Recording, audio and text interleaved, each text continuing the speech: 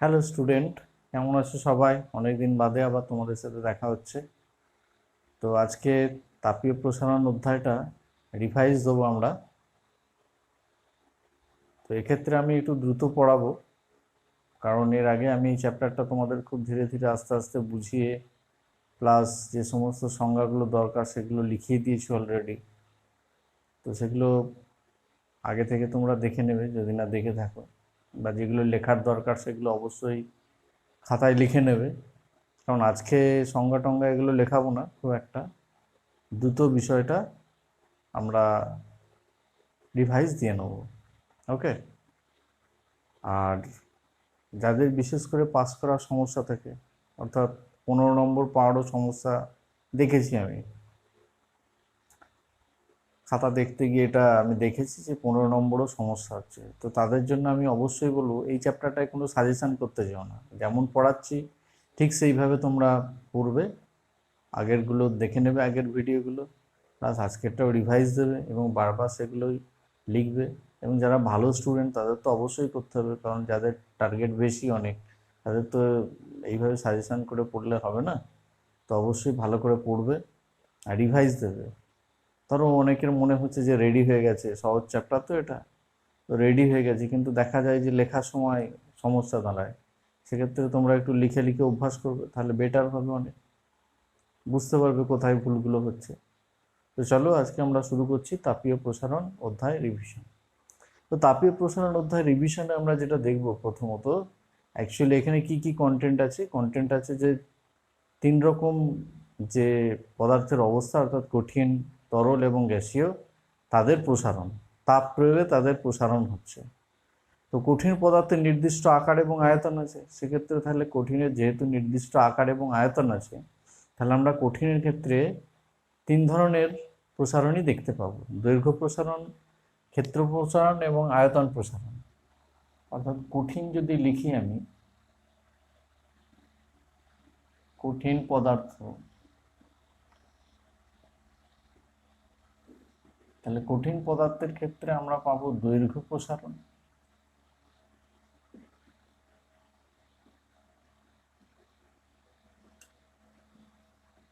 ক্ষেত্রফলের প্রসারণ, সংক্ষেপে আমি বলছি ক্ষেত্র প্রসারণ, এবং পাবো আয়তন প্রসারণ।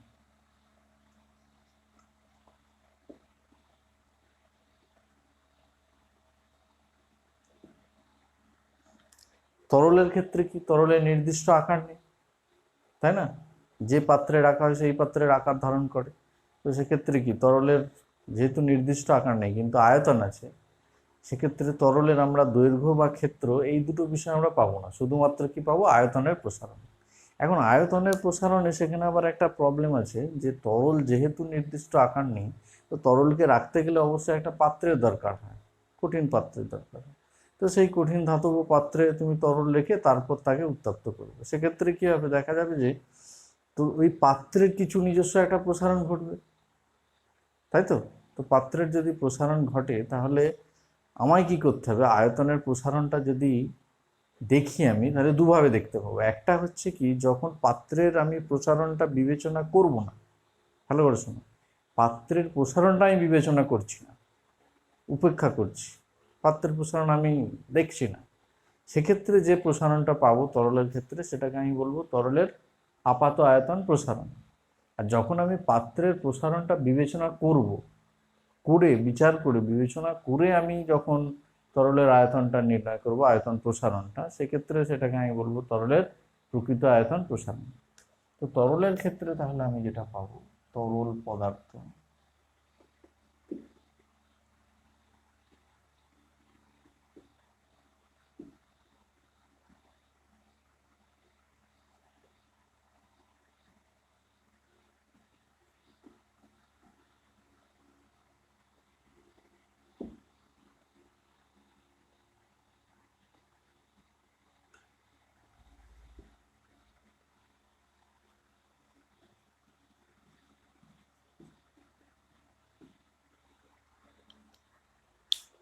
ওকে, দু ধরনের। তাহলে এখানে তরলের ক্ষেত্রে আয়তন প্রসারণ হচ্ছে 2 ধরনের, একটা আপাত আয়তন প্রসারণ, আর একটা হচ্ছে প্রকৃত আয়তন প্রসারণ।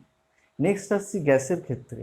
গ্যাসের যে বিষয়টা, গ্যাস তো নির্দিষ্ট আকারও নেই আবার নির্দিষ্ট আয়তনে নেই। যে পাত্রে তুমি রাখবে সেই পাত্রের আয়তন অলরেডি ও ধারণ করে নেবে এবং আকারও ধারণ করবে। কিন্তু গ্যাসের ক্ষেত্রে দু ধরনের আয়তন প্রসারণ আমরা পাবো না, এই কারণে না গ্যাসের যে প্রসারণটা হবে সেটা কঠিন পদার্থের থেকে অনেক বেশি, অনেক বেশি, প্রায় ধরো 1000 গুণ বেশি। তো সেক্ষেত্রে আমরা কঠিনের তখন ওই আয়তন প্রসারণটা একদম নগণ্য হিসেবে বাদ দিয়ে দেবো। তাহলে আমি এক ধরনের আয়তন প্রসারণ বিবেচনা করব। ওকে, কিন্তু এখানে একটা সমস্যা যেটা হলো, যখন আমরা উষ্ণতা বৃদ্ধি করব তখন কঠিন বা তরলের ক্ষেত্রে চাপের যে প্রসারণটা হচ্ছিল সেটা খুবই নগণ্য হচ্ছিল বলে চাপের প্রসারণটা আমরা নেগলেক্ট করে দিয়েছি, আলোচনার মধ্যে আনিনি, ওটা নিয়ে আমরা খুব একটা বেশি আলোচনা করিনি, মাথা ব্যথাও নেই আমাদের। কিন্তু এক্ষেত্রে দেখা গেছে গ্যাসের ক্ষেত্রে যখনই আমি উষ্ণতা বৃদ্ধি করব একই সাথে আয়তনের প্রসারণ ঘটবে এবং চাপের প্রসারণ ঘটবে, এবং চাপের প্রসারণটা অবশ্যই এক্ষেত্রে তোমার নগণ্য নয়, বাদ দিয়ে দেওয়ার মতো নয়। তাহলে কি হচ্ছে দেখো, আয়তনের প্রসারণ ঘটছে, সাথে সাথে চাপের প্রসারণ ঘটছে। তাহলে যদি আমি আয়তনের প্রসারণ দেখতে চাই শুধু, সেক্ষেত্রে আমাকে কি করতে হবে, চাপটা ধ্রুবক করে নিতে হবে বা স্থির করে দিতে হবে। সেই ক্ষেত্রে আমি বলবো যে স্থির চাপে গ্যাসের আয়তন প্রসারণ। আর যখন আয়তনটাকে স্থির করে দেবো তখন আমি দেখবো শুধু চাপটাকে, সেক্ষেত্রে পাবো স্থির আয়তনে গ্যাসের চাপের প্রসারণ। তো যাই হোক, আমাদের সিলেবাসে শুধুমাত্র আয়তন প্রসারণটুকু আছে, তো সেই কারণে আমি লিখছি গ্যাসের পদার্থের ক্ষেত্রে গ্যাস, এটা হচ্ছে স্থির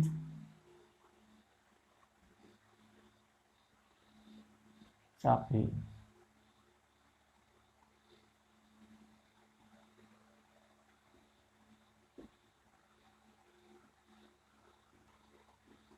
আয়তন প্রসারণ। আর 2 নম্বর যেটা হয় স্থির আয়তনে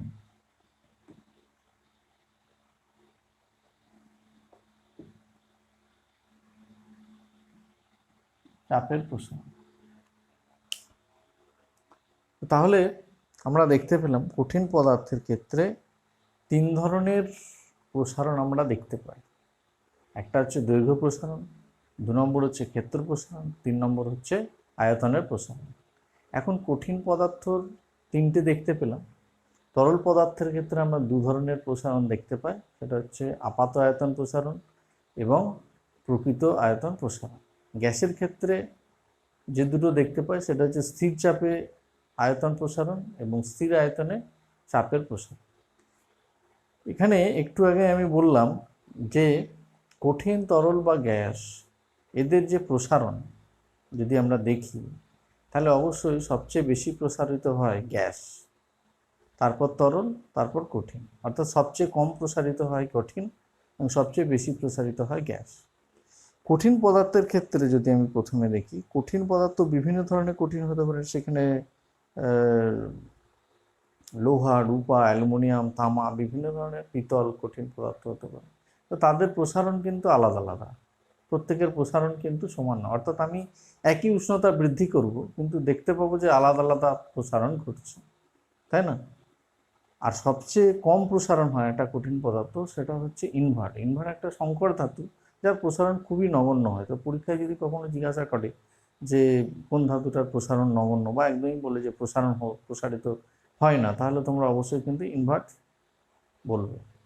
ওকে, তো এখানে তাহলে আমরা দেখতে পেলাম কঠিন পদার্থের বিভিন্ন কঠিন পদার্থ তাদের কিন্তু দৈর্ঘ্য, ক্ষেত্র এবং আয়তন প্রসারণ কিন্তু বিভিন্ন হয়, যদিও একই উষ্ণতা বৃদ্ধি হচ্ছে। ওকে, এটা মাথায় রাখবেন। 2 নম্বর হচ্ছে তরল পদার্থ। তরল পদার্থের ক্ষেত্রে কি হয়, তরল পদার্থের বেশিরভাগই দেখা গেছে যে উষ্ণতা বৃদ্ধিতে আয়তন প্রসারিত হয়, কিন্তু জল তরল পদার্থ হওয়া সত্ত্বেও দেখা গেছে জলের যদি আমরা উষ্ণতা বৃদ্ধি করি তাহলে কি পাবো, যে জল 0°C থেকে 4°C পর্যন্ত আয়তন প্রসারিত হবে না, বরঞ্চ তার বদলে কি হবে, 0°C থেকে 4°C পর্যন্ত আয়তনটা ক্রমশ কমবে, যেটা অন্য তরলের ক্ষেত্রে বৃদ্ধি হচ্ছিল এক্ষেত্রে কমছে 4°C পর্যন্ত। নেক্সট আবার কি হবে, 4°C পরে তরলের ক্ষেত্রে মানে জলের ক্ষেত্রে তোমার আয়তনটা পুনরায় বৃদ্ধি পেতে থাকবে। তো এই ধরনের ঘটনাকে আমরা বলেছি জলের ব্যতিক্রান্ত প্রসারণ। তো একমাত্র জলই এই প্রসারণটা দেখায়, সেই কারণে জলের ব্যতিক্রান্ত প্রসারণ আমরা বলেছি। আর তরলের ক্ষেত্রে একই ঘটনা, বিভিন্ন তরলের একই উষ্ণতা বৃদ্ধিতেও কিন্তু আয়তন প্রসারণ আলাদা আলাদা হবে। ওকে, গ্যাসের ক্ষেত্রে কিন্তু বিষয়টা আলাদা। গ্যাসের কিছু শর্ত সাপেক্ষে আমরা সেটা আলোচনা করব পরে। তো গ্যাসের ক্ষেত্রে কি হয়, গ্যাসের ক্ষেত্রে বিভিন্ন গ্যাস যদি নেওয়া হয় এবং উষ্ণতা বৃদ্ধিটা যদি আমরা একই করি, এবং সেটা অবশ্যই 0°C থেকে শুরু করব। কেন 0°C থেকে শুরু করব এটা আমি আগের ভিডিওগুলোতে খুব ভালো করে বলেছি, সেখানে দেখতে হবে, কারণ এটা তোমার ক্লাস কোর্স জাতীয় ভিডিও, তো সেখানে আমি এই বিষয়ে আর অত আমি বলছি না। তো 0°C থেকে শুরু করবো, এবং যদি একই উষ্ণতা বৃদ্ধি করি তাহলে কিন্তু সব গ্যাস, যতগুলো গ্যাস আছে সবার ক্ষেত্রে কিন্তু আয়তন প্রসারণ একই হবে বা চাপের প্রসারণ একই হবে। সেটা আমরা পরের মানগুলো দেখছি। ওকে, তো এই মোটামুটি বিষয়। তো এখানে প্রথমত এই তিনটে বিষয় নিয়ে আলোচনা করা হবে। তারপর যেটা আছে তোমাদের সিলেবাসে সেটা হচ্ছে পরিবহন, তাপ সঞ্চালনের পদ্ধতি। তো তাপ সঞ্চালনের তিনটে পদ্ধতি, পরিবহন, পরিচালন এবং বিকিরণ, কিন্তু মূলত আমাদের সিলেবাসে পরিবহন পদ্ধতি আছে। তো পরিবহন পদ্ধতি নিয়ে আলোচনা করব। আর একটা বিষয় সেটা হচ্ছে যে পরিবহন পদ্ধতি কিন্তু বেশির মানে খুব সহজে আর কি, বা খুব ভালোভাবে হয় কঠিন পদার্থে অবশ্যই, কিন্তু তরল বা গ্যাসীয় পদার্থ কিছু সার্টেন কন্ডিশন অ্যাপ্লাই করে কিন্তু পরিবহন পদ্ধতি মানে তাপের পরিবহন পদ্ধতি কিন্তু সম্ভব। কিন্তু আমাদের সিলেবাসে মানে মাধ্যমিক West Bengal board of secondary education, এখানে শুধুমাত্র আমাদের আলোচনা আছে যে কঠিন পদার্থের পরিবহন পদ্ধতি। তো আমরা সেই কারণে এখানে শুধু আলোচনা করব কঠিন পদার্থের পরিবহন পদ্ধতি। তো সেখানে কঠিন পদার্থের পরিবহন পদ্ধতিতে যে বিষয়টা আমরা দেখব যে কঠিন পদার্থ, বিভিন্ন ধরনের কঠিন পদার্থ, তাদের তাপ পরিবহন ক্ষমতা কিন্তু আবার আলাদা আলাদা, বিভিন্ন ধাতুর আলাদা আলাদা। তো সেখানে সেই পরীক্ষাটা দেখানোর জন্য বিজ্ঞানী ইঞ্জেনহার্জের একটা পরীক্ষা আছে, সেটা আমি অলরেডি লিখিয়েছি। তো সেখানে অবশ্যই আগের ভিডিওগুলো ভালো করে তোমরা নোটগুলো ক্লিয়ার করবে, এখানে তো আমি খুব দ্রুত বলবো। তো ইঞ্জেনহার্জের পরীক্ষাটা আমাদের এটা প্রমাণিত করে যে বিভিন্ন ধাতুর তাপ পরিবহন ক্ষমতা বিভিন্ন। তাপ পরিবহনের বৈশিষ্ট্য এগুলো টুকটাক জানতে হবে, আর বিশেষ করে যেটা জানতে হবে, যেটা থেকে খুব ভাইটাল এবং ছেলেমেয়েরা যে জায়গাটাতে আটকায় আর ছেলেমেয়েদের যে জায়গাটাতে সমস্যা হয় সেই জায়গাটা ভালো করে তৈরি করতে হবে। মাধ্যমিকে প্রশ্নও আছে, প্রত্যেকবার ওটা থেকে কভার করা হয়। সেটা হচ্ছে যে তাপ পরিবাহিতা, ধাতুর যে তাপ পরিবাহিতাঙ্ক বা তাপ পরিবাহিতা, তো সেই বিষয়গুলো কোন কোন বিষয়ের উপর নির্ভর করে, 2020 সালেও তাপ পরিবাহিতা কোন কোন বিষয়ের উপর নির্ভর করে, এই প্রশ্নটা এসেছে অলরেডি। কিন্তু ওটা এসেছে বলে বাদ দিয়ে গেলে হবে না, সঙ্গে সাজেশন করলে একবারে ডুবে যাবে। যাতে ডুবে না যাও তার আগে নৌকা খুঁজে নিতে হবে, বুঝতে পেরেছো? তো ওকে, যাই হোক, তো তাপ পরিবহন ক্ষমতা কোন কোন বিষয়ের উপর নির্ভর করে এবং সেখান থেকে তাপ পরিবাহিতাঙ্কের সংখ্যা, তারপর তড়িৎ পরিবহন এবং তাপ পরিবহন, এদের মধ্যে কিছু আলোচনা, বা তড়িৎ রোধ এবং তাপীয় রোধ তাদের আলোচনা, তড়িৎ পরিবাহিতাঙ্ক, তাপ পরিবাহিতাঙ্ক তাদের আলোচনা। তো এই বিষয়টা একটু একটু সমস্যা ফেলে দেয়, কিন্তু 2-4 বার প্র্যাকটিস করলে বা ভালো করে লিখলে এটাও দেখবে ঠিকঠাক হয়ে যায়। তো চলো শুরু করা যাক একে একে। প্রথমে কঠিন পদার্থের প্রসারণ।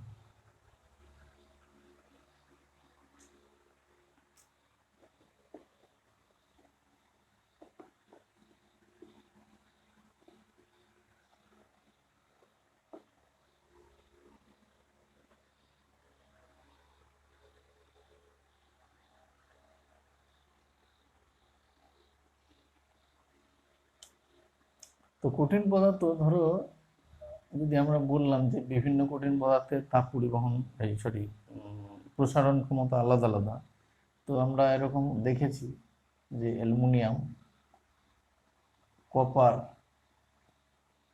পিতল, রূপা,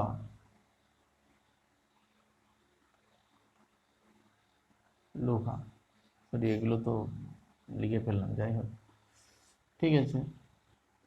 তো এদের তাপ পরিবহন ক্ষমতা অনুযায়ী, হ্যাঁ, আবার তাপ পরিবহন মানে এদের প্রসার অনুযায়ী সাজানো হয়েছে। অ্যালুমিনিয়ামের সবচেয়ে বেশি হয়, তামার, তারপর পিতল, তারপর পিতল অবশ্য সংকর ধাতু, তারপর রূপা, তারপর লোহা।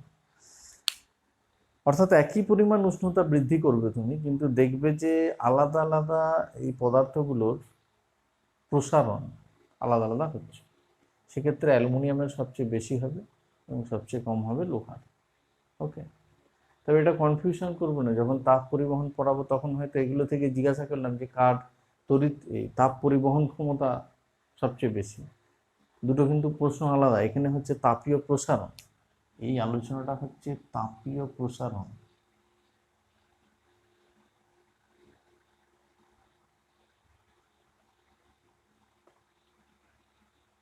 আর এর পরের যে আলোচনাটা সেটা আমি বলছি তড়িৎ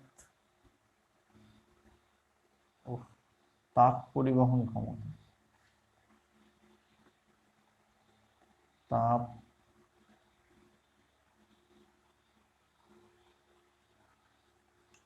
পরিবহন ক্ষমতা। তো তাপ পরিবহন ক্ষমতা অনুযায়ী যদি সাজায় তাহলে হচ্ছে তোমার প্রথমে আসবে রূপা, কিন্তু রূপা, রূপার পর আসবে তোমার কপার, তারপর আসবে অ্যালুমিনিয়াম, তারপর আসবে পিতল, তারপর আসবে লোহা।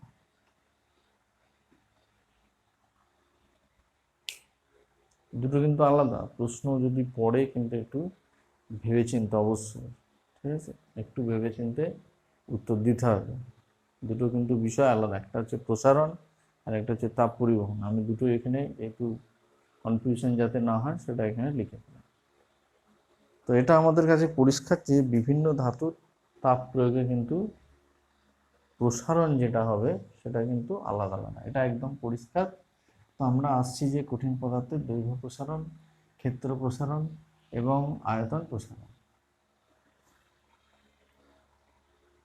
এই তিনটে বিষয় থেকে মূলত কি কি জিজ্ঞেস করা হয় তোমাদেরকে? মূলত প্রথমে জিজ্ঞেস করা হয় এদের রাশিমালা। কার রাশিমালা? না, এদের যে গুণাঙ্কগুলো পাওয়া যায়, অর্থাৎ এই প্রসারণ দেখতে গিয়ে আমরা ধ্রুবক কিছু পেয়েছিলাম, সেগুলোকে বলেছিলাম গুণাঙ্ক। যেমন দৈর্ঘ্য প্রসারণ গুণাঙ্ক পেয়েছিলাম, দৈর্ঘ্য প্রসারণ গুণাঙ্ক।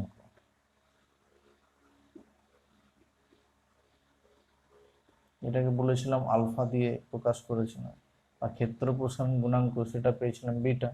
এবং আয়তন প্রসারণ গুণাঙ্ক পেয়েছিলাম যেটাকে বলেছিলাম গামা। তো প্রথমে মূলত তোমাদের যেটা করতে হবে, এদের রাশিমালাগুলো লেখার চেষ্টা করতে হবে। রাশিমালাগুলো লিখতে দেওয়া হয় এবং অবশ্যই রাশিমালা যেহেতু লিখছো প্রত্যেকটা কি কি সেটা তোমাকে অবশ্যই বলে দিতে হবে। তারপরে যেটা করতে হয় যে সংজ্ঞা, অর্থাৎ দৈর্ঘ্য প্রসারণ গুণাঙ্কের সংজ্ঞা বা এগুলোর সংজ্ঞা। তারপর জানতে চাওয়া হয় মাত্রা, তারপর একক, সিজিএস, এসআই এবং এফপিএস, এই তিন প্রকার একক তোমাদের কাছে জানতে চায়। এই হলে এইভাবে তোমার কমপ্লিট হয়ে যাবে। তো এখানে আমি বলেছিলাম অলরেডি যে আমি এত সংজ্ঞা, এখানে মূলত প্রায় 5-6টা সংজ্ঞা আছে। সেই সংজ্ঞাগুলো আমি একটা সংজ্ঞা ভালো করে করব, বাকিগুলো আমি তৈরি করে ফেলবো পরীক্ষা থেকে। কত আর মুখস্থ করবো, তাই না? র্যাম তো খুব ছোট, তাই না? আমারও খুব ছোট। তো যাই হোক, তো র্যাম মানে লোড ক্যাপাসিটি আর কি বলছে। তো লোড ক্যাপাসিটি অত মুখস্থ করার সময় মানে থাকবে না। তো একটা ভালো করে করব, বাকিগুলো নিজে বানিয়ে লিখে দেবো পরীক্ষা। এই প্র্যাকটিসে চলো। তো একটা ভালো করে শেখা যায়। প্রথমে দৈর্ঘ্য প্রসারণ গুণাঙ্ক আলফা। আলফা তাহলে রাশিমালা কি লিখতে পারি না? আলফা সমান আমরা লিখতে পারি L2 minus L1 by L1 into θ2 minus θ1। যেখানে এইটা ছিল প্রাথমিক দৈর্ঘ্য, θ1 উষ্ণতায় দৈর্ঘ্য, প্রাথমিক দৈর্ঘ্য L1, পরে এইটা হয়ে গেছে θ2 উষ্ণতায় দৈর্ঘ্য হয়ে গেছে L2। তাহলে এখানে যে দৈর্ঘ্য বৃদ্ধি, এইখান থেকে এতটা দৈর্ঘ্য বৃদ্ধি হয়েছে, যেটাকে বলা হচ্ছে L2 মাইনাস L1। আর উষ্ণতা বৃদ্ধি কত হয়েছে না θ2 মাইনাস θ1। এখানে অবশ্যই বলে দিই θ2 গ্রেটার দ্যান θ1, অর্থাৎ টেম্পারেচার বৃদ্ধি পেয়েছে। তো এই হচ্ছে বিষয়। তাহলে এগুলো লিখে নিতে হবে একটু। এগুলো কি লিখবে তুমি? এটা লেখার পর আলফা দৈর্ঘ্য প্রসারণ গুণাঙ্ক, L1টা কি প্রাথমিক দৈর্ঘ্য, কার ওই কঠিন কঠিন যে পদার্থটা নেওয়া হয়েছে, অর্থাৎ কঠিন যে সরু দণ্ডটা নিয়েছো তুমি, সেটা লোহার হতে পারে বা যে কোনো ধাতুর হতে পারে, সেই দণ্ডটা প্রাথমিক দৈর্ঘ্য θ1 প্রাথমিক উষ্ণতা, L1 প্রাথমিক দৈর্ঘ্য, পরে অন্তিম উষ্ণতা θ2 অন্তিম দৈর্ঘ্য L2। তাহলে দৈর্ঘ্য বৃদ্ধি হয়েছে L2 মাইনাস L1, উষ্ণতা বৃদ্ধি হয়েছে θ2 মাইনাস θ1, এবং লিখে দিলাম θ2 গ্রেটার দ্যান θ1। তো সেক্ষেত্রে আমরা পেয়েছি দৈর্ঘ্য প্রসারণ গুণাঙ্ক এটা। সিমিলারলি এক্সপ্রেশন তুমি বিটার ক্ষেত্রে লিখে দিতে পারো। বিটার ক্ষেত্রে কি আসবে না ক্ষেত্রফল। তাহলে ক্ষেত্রফল যদি এরকম একটা তল নিই, পাতলা তল, ধাতুর পাতলা তল নিই, যার ক্ষেত্রফল θ1 উষ্ণতায় কত, θ1 উষ্ণতায় A1 ক্ষেত্রফল, প্রাথমিক ক্ষেত্রফল A1, আর পরে এটা হয়তো বেড়ে গেল ক্ষেত্রফলটা, এবং হয়ে গেল θ2 উষ্ণতায় ক্ষেত্রফল A2, এখানেও θ2 গ্রেটার দেন θ1। তাহলে একই রকম এখানে তোমার ক্ষেত্রফল বৃদ্ধি কতটা হলো, A2 মাইনাস A1, আর উষ্ণতা বৃদ্ধি কত হয়েছে θ2 মাইনাস θ1। তাহলে এখানে বিটা ক্ষেত্র প্রসারণ গুণাঙ্ক আমরা লিখতে পারি বিটা সমান A2 minus A1 by A1 into θ2 minus θ1। Beta হচ্ছে ক্ষেত্র প্রসারণ গুণাঙ্ক। তেমনি গামা সমান কি লিখতে পারি না, গামা আয়তন প্রসারণ গুণাঙ্ক। তাহলে আমি একদম লিখে দিতে পারি, এটা হয়ে যাবে V2 minus V1 by V1 into θ2 minus θ1। তাই তো, এগুলো বলে দেবে। এটা ক্ষেত্র প্রসারণ গুণাঙ্ক, A1 প্রাথমিক ক্ষেত্রফল, A2 হচ্ছে অন্তিম ক্ষেত্রফল, θ1 হচ্ছে প্রাথমিক উষ্ণতা, θ2 হচ্ছে অন্তিম উষ্ণতা। এখানে গামা হচ্ছে আয়তন প্রসারণ গুণাঙ্ক, V1 হচ্ছে প্রাথমিক আয়তন, V2 হচ্ছে অন্তিম আয়তন, θ1 হচ্ছে প্রাথমিক উষ্ণতা, θ2 হচ্ছে অন্তিম উষ্ণতা। আর A2 মাইনাস A1টা কি, ক্ষেত্রফলের বৃদ্ধি, θ2 মাইনাস θ1টা কি, উষ্ণতা বৃদ্ধি, V2 মাইনাস V1টা কি, আয়তনের বৃদ্ধি, এবং θ2 মাইনাস θ1টা কি, উষ্ণতার বৃদ্ধি। তো এই তিনটে সংজ্ঞা এবার আসা যায়, সংজ্ঞাগুলো কি কি হবে। তাই আমি বলেছিলাম এইগুলোকে একক করে নেবো। তাহলে কি পেয়ে যাবো, আলফা সমান L2 minus L1।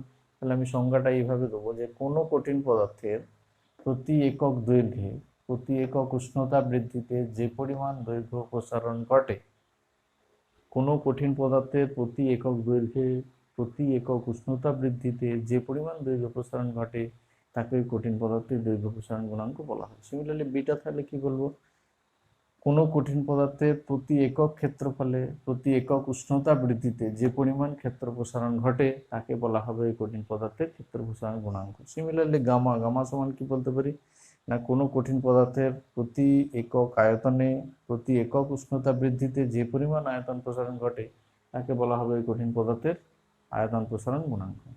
Clear. Next আসি মাত্রা। মাত্রা দেখতে পাচ্ছি যে প্রত্যেকেরই উপরে আছে একই প্রকার রাশি, তাহলে সেই রাশিগুলো কেটে যাবে, অলরেডি নিচে থাকবে উষ্ণতা। তাহলে এখানে আমরা মাত্রা বলতে যেটা পাবো, মাত্রা সবসময় পাবো তিনটের ক্ষেত্রেই উষ্ণতার ইনভার্স, দ্যাট ইজ θ⁻⁻1। তাহলে এইটা হয়ে যাবে তোমার, এইটা হয়ে যাবে তোমার মাত্রা। আর এর একক তাহলে কি হয়ে যাবে, সিজিএস পদ্ধতিতে উষ্ণতার একক হচ্ছে ডিগ্রি সেলসিয়াস, তাহলে হয়ে যাবে degree Celsius inverse CGS.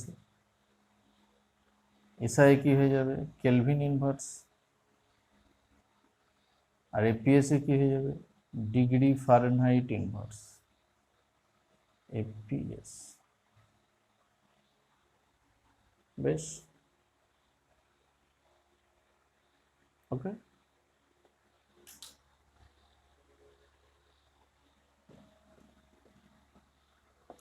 Next এখান থেকে কিছু ছোট প্রশ্ন জিজ্ঞাসা করা হতে পারে তোমাকে, যেমন বলা হতে পারে যে লোহার লোহার দৈর্ঘ্য প্রসারণ গুণাঙ্ক হচ্ছে 12 ইন্টু 10⁻⁶ ডিগ্রি সি ইনভার্স। ধরো বললো লোহার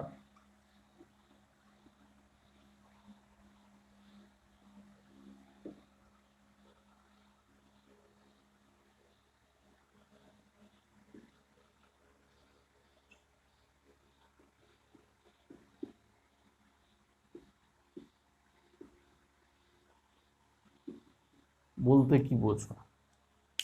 তাহলে এটার উত্তর কিভাবে লিখবে তুমি? এটার উত্তর একই রকম লিখবে যে লোহার কোনো দণ্ডের, যেহেতু দৈর্ঘ্য প্রসারণ দিয়েছে তার দৈর্ঘ্যটা তুললাম, যে লোহার কোনো দণ্ড যার দৈর্ঘ্যটা কত নেবে, তাহলে এটা সিজিএস এ আছে, তাহলে সিজিএস এর দৈর্ঘ্য একক কি হয়? সেমি। আর একক যেহেতু, তাহলে 1 সেমি হয়ে গেল। তাহলে দৈর্ঘ্যটা, প্রাথমিক দৈর্ঘ্যটা নিলে তুমি 1 সেমি। উষ্ণতা বৃদ্ধি করো মানে কত করো সবসময়, যেহেতু সিজিএস আছে তাহলে 1 ডিগ্রি সি, উষ্ণতা বৃদ্ধি হবে 1 ডিগ্রি সি। আর দৈর্ঘ্য প্রসারণ কতটা হবে? এত। এটা নয়, মানটা এটা, এককটা কি হবে? দৈর্ঘ্য প্রসারণ, দৈর্ঘ্যের একক সেন্টিমিটার। তাহলে আমি এটাকে লিখবো, এইভাবে লিখবো যে 1 সেমি কোনো লোহার দণ্ডের যদি আমরা উষ্ণতা বৃদ্ধি করি 1 ডিগ্রি সেলসিয়াস, তাহলে তার দৈর্ঘ্য প্রসারিত হবে 12 × 10⁻⁶ বুঝা গেছে? লিখতে হবে, লিখে দিচ্ছি। তাহলে এটা বলতে বোঝায় 1 সেমি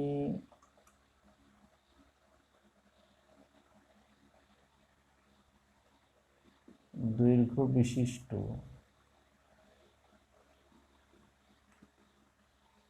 কোনো লোহার দণ্ডের উষ্ণতা 1 ডিগ্রি সি বৃদ্ধি করলে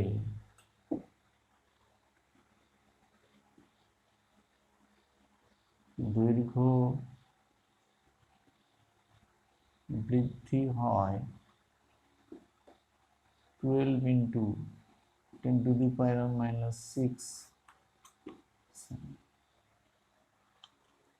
এটা বলতে এটা বোঝো।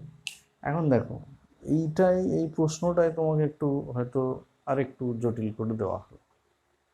কেমন? তোমাকে হয়তো দৈর্ঘ্য প্রশ্ন, এটা সহজ, এরকমই আসে।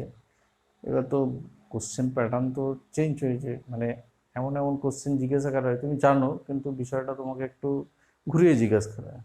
এখন বোর্ডের ট্রেন্ড 17 সাল থেকে এরকম ঘটনাটা ঘটছে, কিন্তু আগের মতো কিন্তু আর সেরকম নেই। সাজেশন করে গেলে সব হুবহু মিলে যাবে আর তুমি টিক মেরে চলে আসবে, এরকম বিষয়টা নেই কিন্তু ফিজিক্যাল বা অন্যান্য সাবজেক্টে, বিশেষ করে ফিজিক্যাল সায়েন্সে তো নেই। কারণ তোমার একটা ডেপথ, ভালো নম্বর পেতে গেলে তো অবশ্যই ভালো করে ডেপথ তৈরি করতে হবে। তো ধর আমি যেটা বলছিলাম যে দৈর্ঘ্য প্রসারণ গুণাঙ্ক আলফা না দিয়ে কোনো কারণে তোমায় বললো যে আলফা এটা দেওয়া আছে, যে বিটা আর গামা বের করো, বা এখানে তোমার বিটা দিয়ে দিলে, ধরো বিটা, এখানে বিটাটা কত হবে? আমরা জানি আলফা বিটা গামার সম্পর্ক কি জানি? আলফা সমান বিটা বাই 2 সমান গামা বাই 3। তাহলে এখানে যদি বিটা বার করি এখান থেকে, তাহলে বিটা সমান কি হবে? 2 × alpha, that is 2 × 12 × 10⁻⁶ degree C inverse. তাহলে হয়ে যাবে 24 × 10⁻⁶ ডিগ্রি সি ইনভার্স। হয়তো এটাই দিয়ে দিল, এই প্রশ্নটায় বিটা দিয়ে দিল, এটা না দিয়ে এটা দিয়েছে, ভালো করে বুঝো। দিয়ে বললো এটার মানে তুমি কি বোঝো বলো। তুমি কি বলবে? এটা তো ক্ষেত্র প্রসারণ গুণাঙ্ক। তুমি দৈর্ঘ্য লাগিয়ে দেবে, তাহলে তো হবে না। তখন তুমি কি বলবে যে 1 বর্গ সেমি ক্ষেত্রফল, যেহেতু তাহলে 1 বর্গ সেমি ক্ষেত্রফল বিশিষ্ট কোনো লোহার পাতলা পাতের, তখন আর দণ্ড থাকবে না, ক্ষেত্রফল যেহেতু আছে অবশ্যই পাতলা পাত।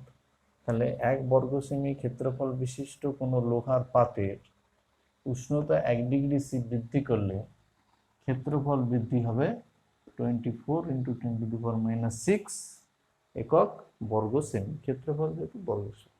ওকে, এখন যদি গামা বলে, তাহলে গামা সমান এখান থেকে কত পাবো? গামা সমান হয়ে যাবে 3 × alpha, that is 3 × 12 × 10⁻⁶ degree C inverse.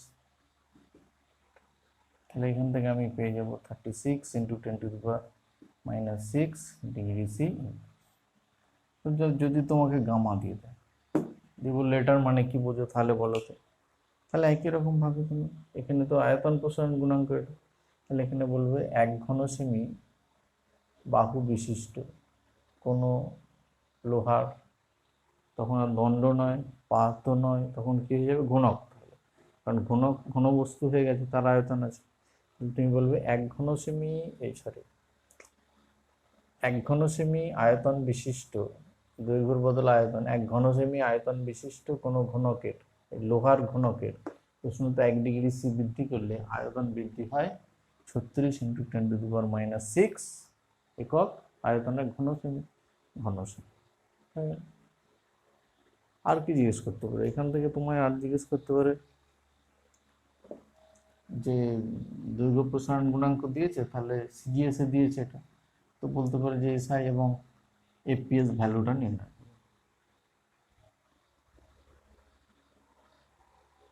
তো এসআই তো ভ্যালু বলেছিলাম 1°C বৃদ্ধি মানেই 1 কেলভিন বৃদ্ধি, তাই না? বৃদ্ধিটা সমান হয় কেলভিন স্কেলে এবং সেলসিয়াস স্কেলে, উষ্ণতা সমান নয়, বৃদ্ধিটা সমান হয়। তাহলে অবশ্যই উষ্ণতা বৃদ্ধি যেহেতু সমান, তাহলে তো প্রসারণ গুণাঙ্কটার মানও সমান হয়ে যাবে।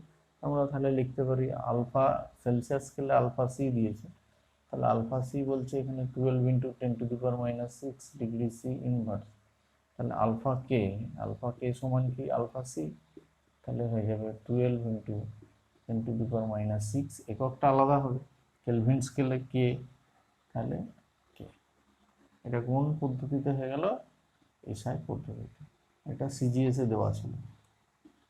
যদি বলে এফপিএস এ বার করো, তাহলে এফপিএস এ তোমাকে রিলেশনটা কি বলেছিলাম না, আমরা এভাবে মনে রেখেছিলাম যে 5°C উষ্ণতা বৃদ্ধি সমান 9° এর বৃদ্ধি। আমি বলেছিলাম সেলসিয়াস স্কেলে ঘরের পার্থক্য কম আর ফারেনহাইট স্কেলে ঘরের পার্থক্য বেশি। তো এইভাবে যদি কনফিউশন হয় মনে রাখো, সুবিধা হবে তাতে।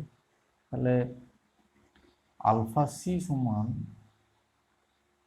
মানে 5 × আলফা সি সমান 9 × আলফা এফ। তাহলে এই সম্পর্কটা এখানে লিখে ফেলো। তাহলে এখানে লিখলাম 9 × আলফা এফ সমান 5 × আলফা সি। তাহলে এখান থেকে আলফা এফ সমান 5/9 × আলফা সি। তাহলে এখানে 5/9 আলফা সি দেওয়া আছে 12 × 10⁻⁶ ডিগ্রি এফ, কারণ finite scale, degree F inverse.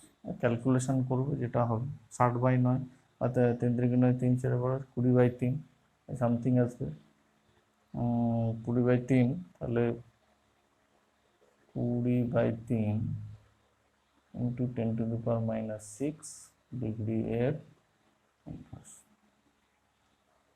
এই বিষয়, বেশি কিছু এখান থেকে আর জিজ্ঞেস করার মতো আছে বলে মনে হয়। ওকে, নেক্সট চলে যাক তরলের ক্ষেত্রে।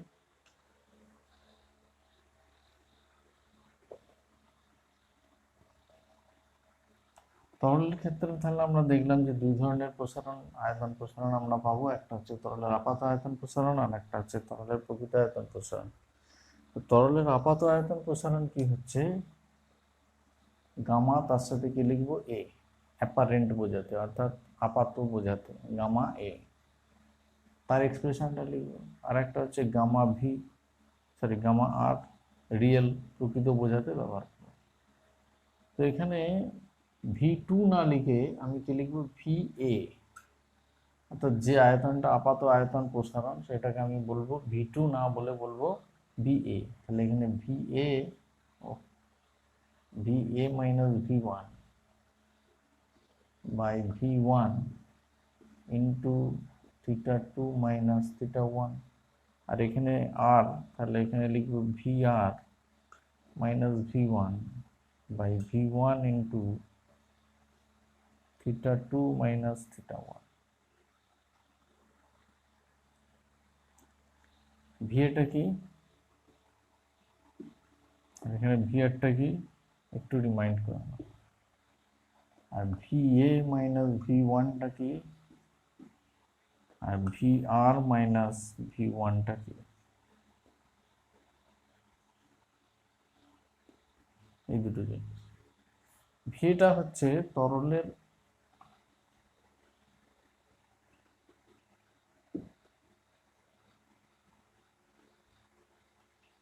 আপাত আয়তন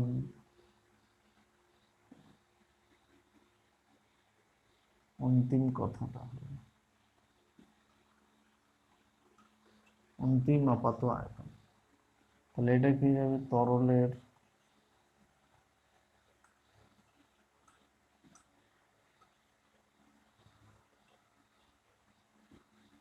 আপাত আয়তন প্রসারণ। এখানটা তাই হয়ে যাবে, এটা তাহলে কি যাবে, তরলের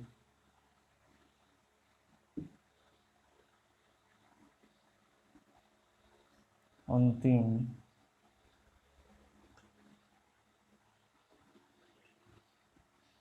প্রকৃত আয়তন, আর এটা হয়ে যাবে তরলের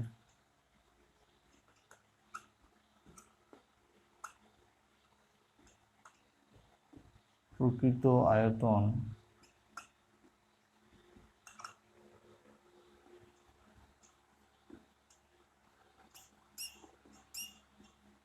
প্রসারণ। যদি সংজ্ঞাগুলো কি হবে, একই রকম ভাবে সংজ্ঞাগুলো দিতে থাকো।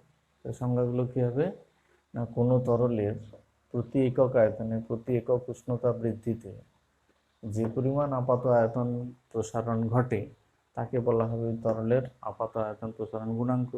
প্রকৃত আয়তন প্রসারণ গুণাঙ্ক কাকে বলা হবে, আর কোনো তরলের প্রতি একক আয়তনে প্রতি একক উষ্ণতা বৃদ্ধিতে যে পরিমাণ প্রকৃত আয়তন প্রসারণ ঘটে তাকে বলা হবে তরলের প্রকৃত আয়তন প্রসারণ গুণাঙ্ক। এখানে আপাত আয়তন বলা হবে, এখানে প্রকৃত আয়তন প্রসারণ বলা হবে। দুটো সংজ্ঞায় রেডি। আচ্ছা, মাত্রা একই রকম আগের মতো, কারণ এখানেও আয়তন আয়তন কেটে যাবে, তাহলে এখানে উষ্ণতা থাকবে, উষ্ণতার একক নিচে আছে বসবে, তাহলে মাত্রাও একই রকম হবে, এককও সব একই। এই দুটোর আর কিছু তোমাকে মনে রাখতে হচ্ছে না, একটা করলেই আগেরগুলো করলেই এগুলোই সব হয়ে গেল। ঠিক আছে, এখানে যে জিনিসটা মনে রাখবো আমরা, যে এইটা যখন আমরা দেখেছি, মানে যখন আমরা তরলের আপাত আয়তন বিষয়টা যখন আমরা ভাবছিলাম, তখন কিন্তু পাত্রের যে আয়তন প্রসারণ সেটা কিন্তু আমরা কখনোই বিবেচনা করিনি, সেটা আমরা বাদ দিয়েছিলাম।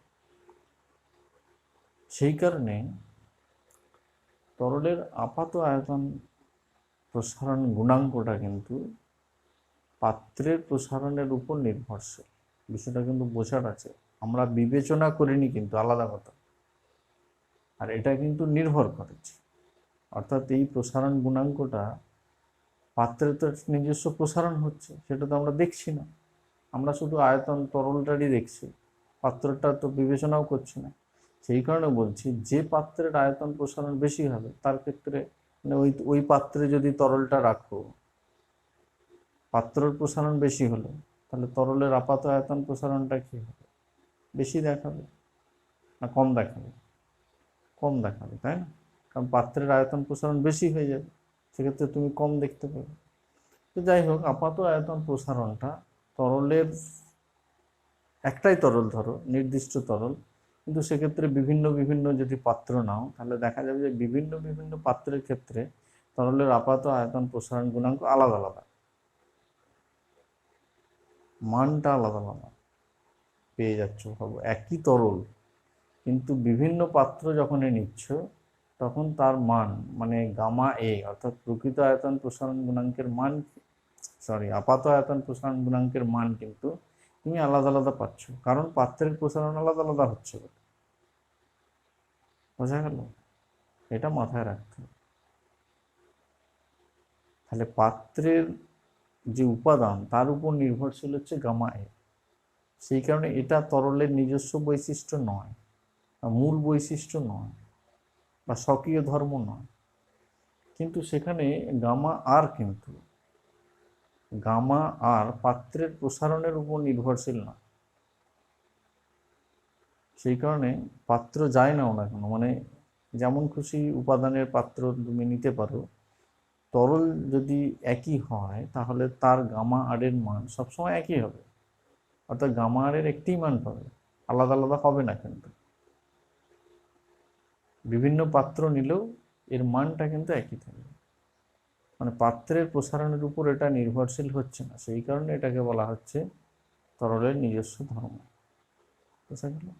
এখান থেকে এই দুটো জিজ্ঞেস করা, আর একটা জিজ্ঞেস করা যে এদের মধ্যে কোনটা বড়, তাহলে এইটা না, এইটা এর মানটা বেশি হয়। আমি আগে আলোচনা করেছিলাম, ভালো করে বলছি যে ওখানে যদি আরো ডিটেলসে বুঝতে চাও, যারা দেখোনি হয়তো, তারা ওখানে গিয়ে আগের ভিডিওগুলো দেখবে। তোমরা লিখবে physics on tube channel hit, লিখে সার্চ করবে, দেখবে তোমরা পেয়ে যাবে। সেখানে খুব ভালো করে এই বিষয়টা বলা হয়েছে। তো গামা আর এর মান বেশি হবে গামা এর থেকে, এবং যেটা বেশি হবে সেটা কার জন্য বেশি হবে? ওই যে পাত্রের প্রসারণটা হয়েছে সেটার জন্য, অর্থাৎ সলিড কঠিনটার যে আয়তন প্রসারণ হয়েছে। তাহলে আমরা লিখব এখানে গামা আর, এখানে লিখি gamma R equals to gamma A plus gamma S. এটা কার? এইটা হচ্ছে ওই কঠিনের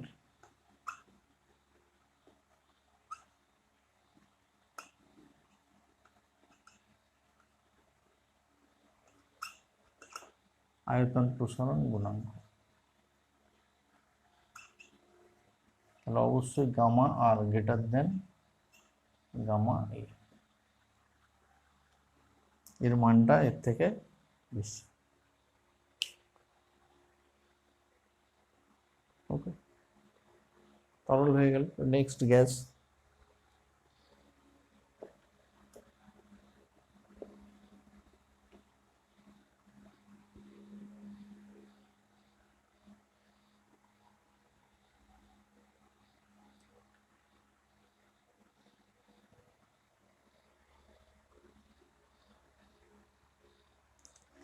গ্যাসের ক্ষেত্রে আসুন, যে বিষয়টা সেটা হচ্ছে গ্যাসের যখনই আমরা আয়তন প্রসারণ আলোচনা করি, অবশ্যই উষ্ণতাটা কিন্তু 0°C থেকে শুরু করতে হয়। কেন শুরু করতে হয় সেগুলো আগে বলা হয়েছে, আজকে আর বলছি না। 0°C থেকে অবশ্যই শুরু করতে হবে। কঠিন বা তরলের যখন আমরা প্রসারণ দেখলাম, যে কোনো প্রাথমিক উষ্ণতা থেকে শুরু করতে পারি, 1°C বাড়াতে পারি। কিন্তু যখন গ্যাস নিয়ে আলোচনা হবে, অবশ্যই কিন্তু সবসময় প্রাথমিক উষ্ণতা 0°C থেকে শুরু করতে হবে। তাহলে এখানে খেয়াল করো যে বিষয়টা, একটা হচ্ছে উষ্ণতাটার মান হয়ে গেল 0, আর তার সাথে এককটাও কিন্তু আমি বসিয়েছি সিজিএস, অর্থাৎ সিজিএস স্কেলে 0°C। তাহলে তার আয়তন, যেটা গ্যাসের আয়তন, এটা যদি উষ্ণতা ঠিক হয়ে যায় তাহলে তার আয়তন নির্দিষ্ট হয়ে যাবে, সেইটাকে আমি বলবো V0। তাহলে প্রাথমিক আয়তন হয়ে যাবে এখানে V0, এবং যেহেতু সিজিএস ইউনিট চলছে তাহলে V0 অবশ্যই ঘন সেমি, আর উষ্ণতাটা হয়ে গেল 0°C। তাহলে গ্যাসের যে আয়তন প্রসারণ গুণাঙ্ক, মানে স্থির চাপে, চাপটা তো বলেছিলাম স্থির করতে হবে, আগেই বলেছি তো, স্থির চাপে গ্যাসের আয়তন প্রসারণ গুণাঙ্ক, যেটাকে আমি প্রকাশ করব গামা সাফিক্স পি দিয়ে। গামা সাফিক্স পি, তাহলে এখানে আমি V2 লিখবো না। V2 এই কারণে লিখছি না, কারণ V1 যেহেতু থাকছে না, V1 এর বদল আমি কি লিখছি, শুধু V0। V0টা কি? 0°C উষ্ণতায় আয়তন। তাহলে প্রাথমিক উষ্ণতা এখানে আমরা আর θ1 নিচ্ছি না, তার বদলে নিচ্ছি 0°C। সেই কারণে প্রাথমিক আয়তনটা যেটা নিচ্ছি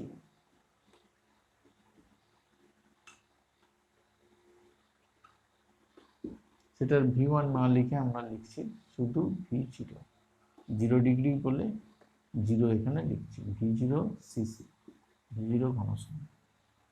তাহলে এখানে অন্তিম আয়তন যেহেতু V1ই নেই, তাহলে এখানে V2 এটা বিষয়টা লিখছি না, শুধু V লিখে দিলাম অন্তিম আয়তন।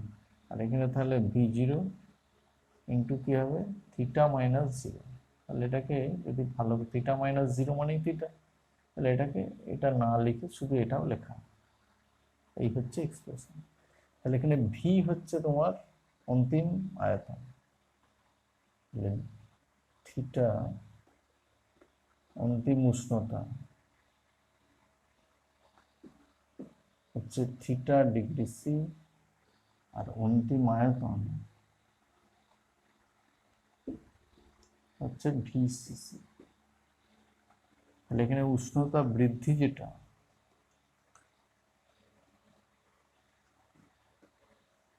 থিটা মাইনাস 0 ডিগ্রি সি সমান থিটা ডিগ্রি সি। আর এখানে আয়তন বৃদ্ধি যেটা,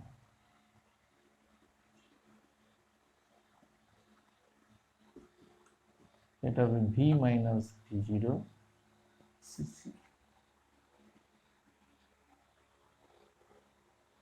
সংজ্ঞাটা আগের মতো, শুধু এখানে যে বিষয়টা মাথায় রাখতে হবে, স্থির চাপ, চাপটা কিন্তু স্থির করা হয়েছে।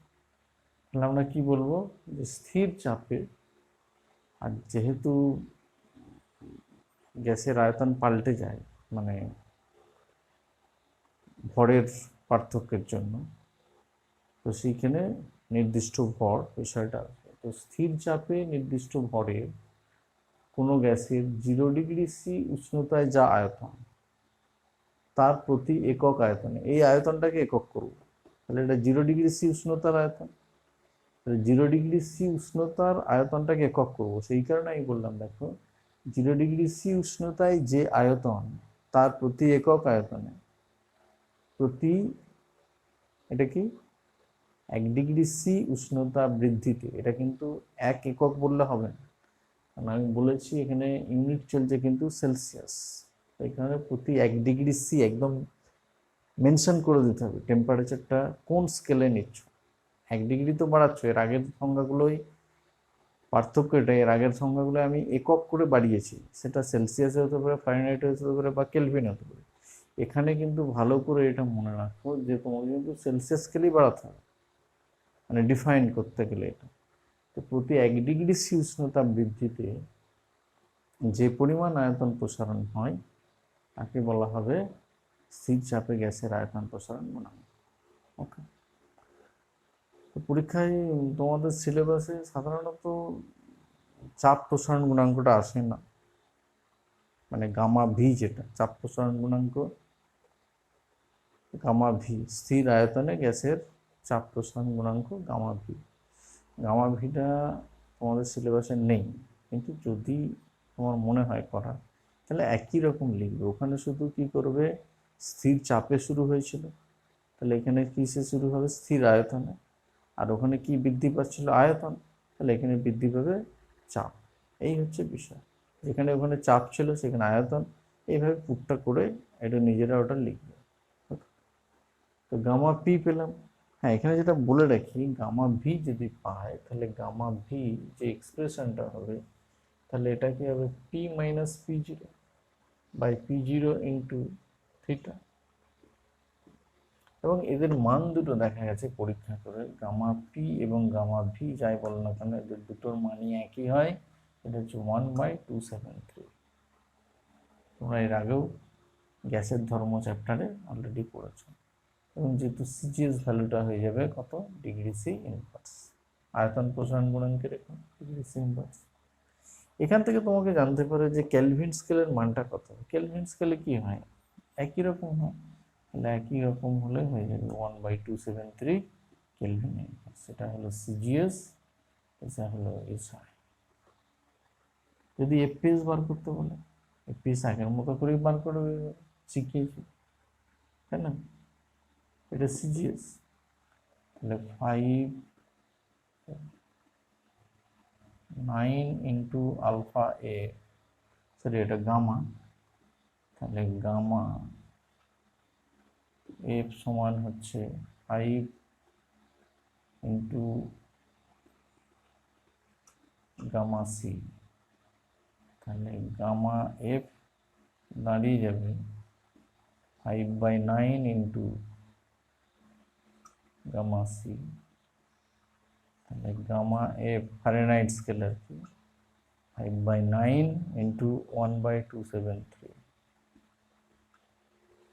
এককটা কি হয়ে যাবে, ডিগ্রি এফ ইনভার্স। ওকে, তো গ্যাসের আয়তন প্রসারণ গুণাঙ্ক আমরা শিখে ফেললাম।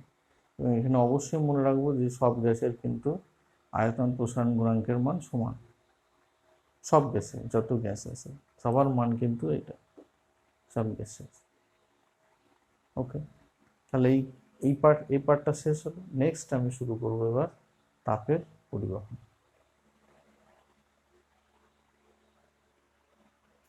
তো নেক্সট আসছে এবার তাপের পরিবহন। তাপের পরিবহন দেখার জন্য দেখো, যদি আচ্ছা এইভাবেই যদি ভাবি, এটা হচ্ছে এল দৈর্ঘ্য বা বেধ এল, সুষম প্রস্থচ্ছেদ অবশ্যই, তাহলে ক্ষেত্রফল হয়ে গেল এ, আর এই প্রান্তের উষ্ণতা হচ্ছে তোমার θ2, এই প্রান্তের উষ্ণতা হচ্ছে মানে এই তলের θ1, যেখানে θ2 গ্রেটার দেন θ1। ওকে, তাহলে এই তলের উষ্ণতা বেশি, এই তলের উষ্ণতা কম। যেহেতু উষ্ণতার পার্থক্য আছে, তাহলে কি হবে, উষ্ণতল, এই তলটা তাহলে উষ্ণতল হয়ে গেল, এই তলটা হয়ে গেল তোমার উষ্ণতল, আর এই তলটা হয়ে গেল শীতল তল।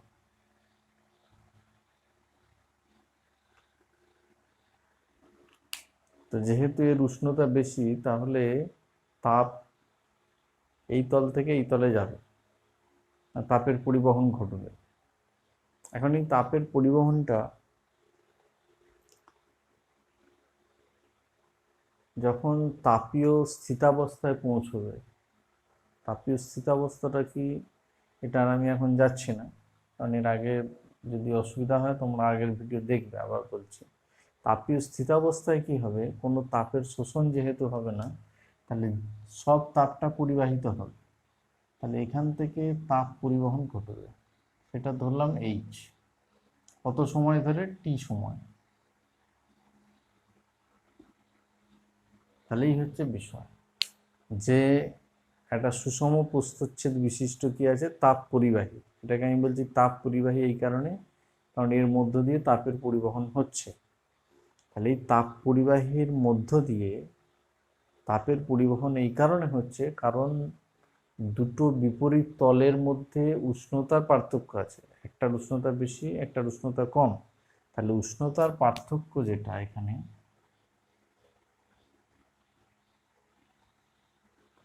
উষ্ণতার পার্থক্য θ2 মাইনাস θ1, সেই পার্থক্য থাকার দরুন তাপ পরিবহন হচ্ছে উষ্ণতল থেকে শীতল তলে। যদি টি সময় ধরে হয়, তাহলে আমরা লিখতে পারি যে এইচ সমান, এইচ সমানুপাতিক সমান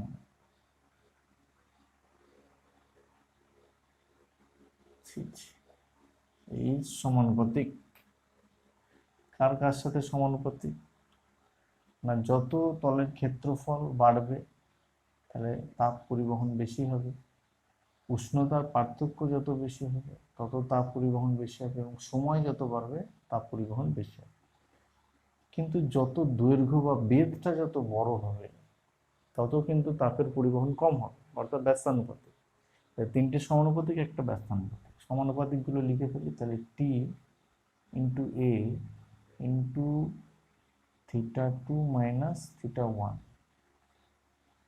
আর নিচে এল। তাহলে এখানে একটা সমানুপাতিক ধ্রুবক আনবো, তাহলে এই সমান কে, এই সমানুপাতিক চিহ্নটাকে তোলার জন্য একটা ধ্রুবক আনতে হয়, সেটা ক্লাস 9 থেকেই দেখছো, নিউটনের সূত্র থেকে। এই ধ্রুবকটা এখানে কে, কে ইন্টু বাকি যেটা আছে আগের লাইনে, T into A into θ2 minus θ1 by L. তাহলে এখান থেকে লিখতে পারি কে সমান H into L by T into A into θ2 minus θ1। এই সম্পর্কটা, এই সম্পর্কটা খুব দরকার। কে কে কি বলা হয়, কে হচ্ছে ওই যে কঠিন পদার্থটা যেটার মধ্য দিয়ে তাপ পরিবহন হচ্ছে, তাহলে ওই কঠিন পদার্থটার তাপ পরিবাহিতাঙ্ক।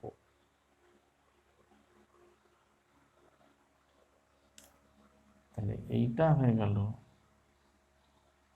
কঠিন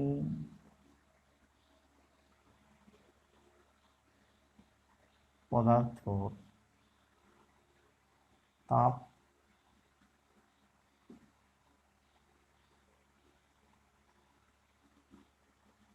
পরিবাহিতাঙ্ক। এখন এই ফরম্যাটটা থেকে আমরা এর সংজ্ঞাটা দিতে পারবো। এর সংজ্ঞাটা দেওয়ার জন্য এটা আমাদের দরকার। আর যদি তোমাকে জিজ্ঞাসা করে যে তড়িৎ পরিবহন এবং তাপ পরিবহন, সম্ভবত 2017 বা 18 এরকম মাধ্যমিকে এসেছিল, তড়িৎ পরিবহন এবং তাপ পরিবহন এদের মধ্যে তুলনা করো, সেক্ষেত্রে তোমার এই এক্সপ্রেশনটা লাগবে না। সেক্ষেত্রে তোমার লাগবে এখান থেকে এক্সপ্রেশন বার করতে হবে যে তড়িৎ পরিবহন আর তাপ পরিবহন। তো সেইটা আমি একটু লিখছি এখানে। তো এখানে তাপ পরিবহন হচ্ছে টি সময়, তাহলে তাপ পরিবহনের হারটা কি? তাপ পরিবহনের হার হবে তাপ বাই সময়, সময় দিয়ে ভাগ করলে তাপ পরিবহনের হার পাবে। তাহলে এখানে তাপ পরিবহনের হার, তাপ পরিবহনের হার সমান, তাহলে লিখবো, আচ্ছা এটাকে আই এইচ দিয়ে প্রকাশ করি যদি, তাহলে আই এইচ সমান হয়ে যাবে এইচ বাই টি। এখন তুমি আমাকে বলো তো এইটা থেকে এইচ বাই টি, তাহলে এই টিটা কোথায় আসবে? এই নিচে আসবে। তাহলে এইচ বাই টি যদি হয়, তাহলে এখান থেকে কি কি পড়ে থাকবে? কে ইন্টু এ ইন্টু এটা, তাহলে এখানে হয়ে যাবে K into A into theta two minus theta one by L. আর তড়িৎ পরিবহনের হার, অ্যাকচুয়ালি তড়িৎ পরিবহনের হার নয়, সেখানে কি প্রবাহিত হয়? তড়িৎ আধান, তাই না? তড়িৎ আধান, যেটাকে আমরা বলি তড়িৎ প্রবাহ মাত্রা। তাহলে এটাকে তুমি বলতে পারো তাপ প্রবাহ মাত্রা, এই নামটাও বলতে পারো। তাহলে তড়িৎ প্রবাহ মাত্রা শুধু আই যদি লিখি, তাহলে সেখানে পাবো তড়িৎ আধান বাই সময়। মোট যে তড়িৎ আধান প্রবাহিত হচ্ছে, অবশ্যই ধনাত্মক, ধনাত্মক তড়িৎ আধান প্রবাহিত হচ্ছে একক সময়, সেটাকে বলি তড়িৎ প্রবাহ মাত্রা। তাহলে কিউ বাই টি, সেখানে আমরা এক্সপ্রেশন যেটা পাই V two minus V one by R, ঠিক আছে? ভি টুটা কি? অন্তিম আয়তন। আর ভি ওয়ানটা কি? প্রাথমিক আয়তন। এটা তাপ নয়, এই এক্সপ্রেশনটা হচ্ছে তড়িতের ক্ষেত্রে। তড়িতের ক্ষেত্রে ভি মানে হচ্ছে আয়তন নয়, ভি মানে হচ্ছে বিভব। তাহলে ভি টু হচ্ছে অন্তিম বিভব, আর ভি ওয়ান হচ্ছে প্রাথমিক বিভব, বা V two minus V one হচ্ছে বিভব প্রভেদ বা বিভব পার্থক্য। অর্থাৎ সেখানে এই ধরনের একটা তড়িৎ পরিবাহী থাকে, এই প্রান্তে যদি বিভব ভি টু হয়, এই প্রান্তে যদি বিভব ভি ওয়ান হয়, আর এখানে যদি আর হয়, তাহলে বিভব প্রভেদ হয়ে যাবে তোমার V two minus V one. V টুটা কি? অবশ্যই greater than V two, greater than V one. তাহলে এইদিকে কি প্রবাহিত হবে? তড়িৎ যাচ্ছে, মানে প্রবাহিত হচ্ছে কিন্তু তড়িৎ আধান এর মধ্য দিয়ে, যার জন্য তুমি পাচ্ছ কি? তড়িৎ প্রবাহ মাত্রা আই। তো তার এইরকম একটা এক্সপ্রেশন পাওয়া যায়, আই সমান কিউ বাই টি। আরটা কি? এটা হচ্ছে ওই পরিবাহীটার রোধ, ওই তড়িৎ পরিবাহীর রোধ। তো এই আকারে যদি এই এক্সপ্রেশনটা এইভাবে যদি লেখার চেষ্টা করি, যেমন এখানে উপরে কি আছে? V two minus V one, অর্থাৎ বিভব প্রভেদ। তাহলে এখানে উপরে যদি শুধু উষ্ণতার পার্থক্য যদি রাখতে চাই, তাহলে এই দুটোকে নামাবো নিচে। তাহলে এটাকে আমি লিখতে পারি তখন one by K into L by A, ঠিক আছে। এই দুটোকে নামালাম, তাহলে এটা 1/k ইন্টু এ হবে, এই এটা এল এর নিচে লিখি, তাহলে এক্সপ্রেশনটা এরকম সিমিলার এক্সপ্রেশন হয়ে গেল। এইটা থেকে তড়িৎ পরিবহন আর তাপ পরিবহন আর তড়িৎ পরিবহন এদের কিন্তু তুমি তুলনা করতে পারো এই এক্সপ্রেশন থেকে, যে এখানে কি কি প্রবাহিত হচ্ছে। এখানে যে প্রবাহটা হচ্ছে সেটা হচ্ছে তাপ, এখানে যে প্রবাহটা হচ্ছে সেটা কিন্তু তড়িতাধান। অর্থাৎ তাপ প্রবাহের জন্য পাচ্ছ তাপ প্রবাহ মাত্রা, এখানে তড়িতাধান প্রবাহের জন্য অর্থাৎ ধনাত্মক তড়িতাধান প্রবাহের জন্য তুমি পাচ্ছ তড়িৎ প্রবাহ মাত্রা। তাপ প্রবাহ মাত্রা কেন ঘটছে না, উষ্ণতার পার্থক্য আছে বলে। এখানেও তড়িৎ প্রবাহ মাত্রা কেন ঘটছে না, বিভব প্রভেদ আছে বলে। বিভবের প্রভেদ যতক্ষণ আছে দুই প্রান্তে, ততক্ষণ কিন্তু তড়িৎ প্রবাহ পাই আমরা। এই দুটো তুমি সাদৃশ্য ওই 2017 বা 2018 এরকম পড়েছিল, এরকম তুমি লিখতে পারো এই দুটো এখান থেকে। তো যাই হোক, এই দুটো এক্সপ্রেশন থাকলো। এখন এখানে আছি,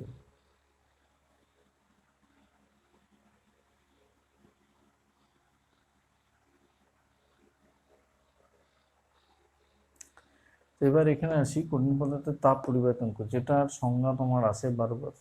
এবছর 2020 সালে এসেছিল যে এইটা কোন কোন বিষয়ের উপর নির্ভর করে, তাহলে এই বিষয়গুলোর উপর নির্ভর করে এল টি এ এগুলো এগুলো। এলটা কি, বেদ, পরিবাহীর বেদ, এটা ক্ষেত্রফল, এটা সময়, আর হচ্ছে উষ্ণতার পার্থক্যের উপর। তো এর সংজ্ঞাটা এবার দেওয়া যাক। এর সংজ্ঞাটা তাহলে কি বলবো, আমরা সবগুলোকে একক করে দিই, এটা এটা এটা সব একক করে দিই। তাহলে এল আর এ একক, মানে দৈর্ঘ্য একক, প্রস্থচ্ছেদ একক। এইভাবেও বলতে পারো আলাদা আলাদা করে যে একক দৈর্ঘ্য এবং একক ক্ষেত্রফল বিশিষ্ট কোনো তাপ পরিবাহী।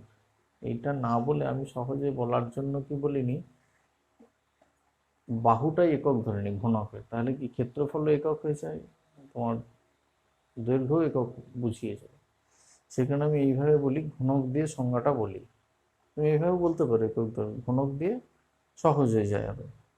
আমি তাহলে কি বলতে পারি, যে কোনো কঠিন পদার্থের তাপ পরিবেতাঙ্কের সংজ্ঞা এবছর তো আসেনি, তো গুরুত্বপূর্ণ, খুবই ভালো করে এটা পড়বে। তো কোনো কঠিন পদার্থের তৈরি একক বাহু বিশিষ্ট কোনো ঘনকের, তাহলে একক বাহু বিশিষ্ট ঘনক হয়ে গেল বলে এই দুটো বাদ হয়ে গেল।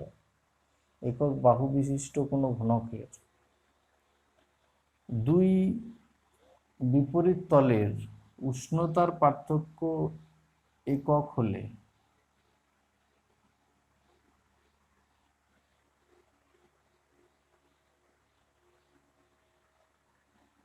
তাহলে আরেকবার বলছি, কোনো কঠিন পদার্থের তৈরি একক বাহু বিশিষ্ট কোনো ঘনকের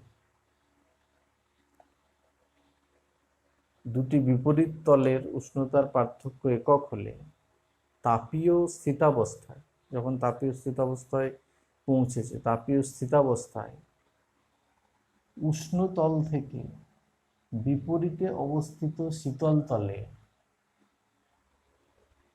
একক সময়ে কিভাবে যাচ্ছে, লম্বভাবে তাপটা, এরকম নয় কিন্তু, লম্বভাবে, বাই ডেফিনেশন এটা লম্বভাবে।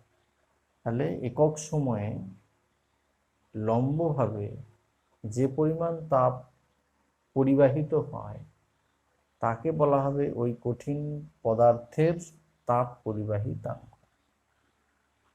ঠিক আছে, এই সংজ্ঞাটা ভালো করে করবে, যেটা বললাম। যদি অসুবিধা হয় ভিডিওটা আবার পজ করে করে করে করে লিখে নেবে এটা। তো যাই হোক, এটা আরেকবার এক্সপ্রেশনটা লিখে নিই। এইচ ইন্টু কি ছিল, এ বাই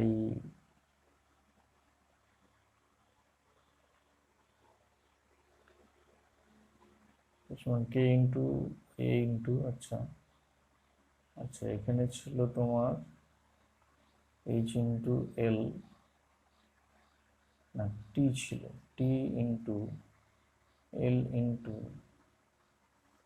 তাই কি θ2 মাইনাস θ1, এইখানে ছিল L, এইটা হবে A। এবার ঠিক আছে, ইন্টু A ইন্টু টি, ঠিক আছে। তো এটা এক্সপ্রেশন। এখন এখান থেকে এককটা আনা যেতে পারে। এর এককটা তাহলে কি হবে, এর একক ক্যালোরি পার সেকেন্ড, তাই তো, ক্যালোরি পার সেকেন্ড। এখানে দৈর্ঘ্য, এখানে ক্ষেত্রফল, দৈর্ঘ্যের একক সেমি, আর এটা সেমি স্কোয়ার, সেমি স্কোয়ার কেটে যাবে, নিচে একটা সেমি থাকবে, আর এটা হয়ে যাবে ডিগ্রি সি, নিচে একটা। তাহলে উপরে থাকলো ক্যালোরি, নিচে এটার সেমি, আর এর হয় বর্গ সেমি। তাহলে এর একটা সেমি, এর সেমি স্কোয়ার কেটে যাবে, তাই না? আমি আবার লিখছি তোমাদের কি এর একক বোঝার জন্য। এটা হচ্ছে ক্যালোরি ইন্টু এর একক হচ্ছে সেমি, সিএম, এর একক হচ্ছে সেকেন্ড, এর একক হচ্ছে বর্গ সেমি মানে সেমি স্কোয়ার, আর এর একক হচ্ছে ডিগ্রি সি। তাহলে এখানে একটা সেমি, এখানে দুটো সেমি আছে, এটা কেটে গেল, এটা কেটে গেল, তাহলে এইটা একক হয়ে গেল। তাহলে একক হলো, একক সিজিএস পদ্ধতিতে হচ্ছে ক্যালোরি, নিচে সেকেন্ড আছে বলে হচ্ছে সেকেন্ড ইনভার্স, নিচে সেমি আছে বলে সেমি ইনভার্স, আর এখানে হলো ডিগ্রি সি ইনভার্স, এটা হলো সিজিএস একক। যদি এসআই জানতে চাই, ক্যালোরিটা কি হয়ে যাবে জুল, এটা হয়ে যাবে সেকেন্ড ইনভার্স, এটা মিটার ইনভার্স, এটা কেলভিন ইনভার্স, এটা এসআই। এখন এই জুল পার সেকেন্ড, এটা জুল সেকেন্ড ইনভার্স মানে জুল পার সেকেন্ড। তো এখানে 1 ওয়াট ক্ষমতার একক, সেটা হচ্ছে 1 জুল পার 1 সেকেন্ড। সেখানে এটাকে লিখতে পারো ওয়াট, তাহলে আমি লিখতে পারি watt metre inverse kelvin inverse SI, এটা অথবা এটা লিখতে পারি। তো এটা একক হয়ে গেল।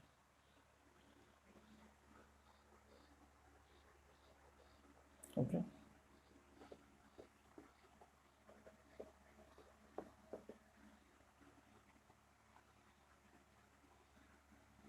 এটা একটু থাক, পরে যদি লাগে। আচ্ছা, এর এককটা বলে দিই। এটা তড়িৎ প্রমাত্রার একক তো জানো, এর একক হচ্ছে তোমার কি অ্যাম্পিয়ার।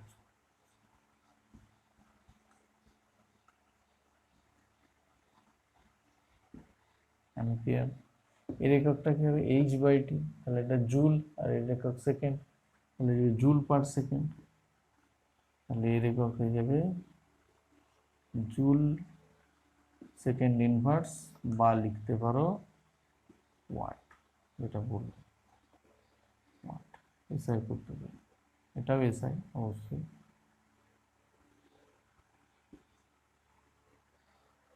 তাপ পরিবহনের হার বা তাপ প্রবাহ মাত্রার একক, এটা জেনে ফেললাম।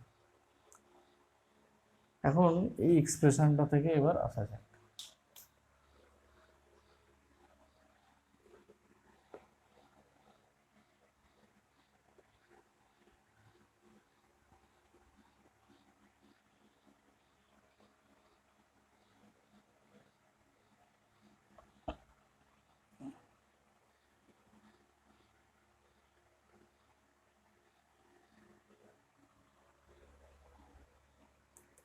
এখানে আর এর জায়গায় এইটা, এটা ছিল তড়িৎ পরিবাহী রোধ,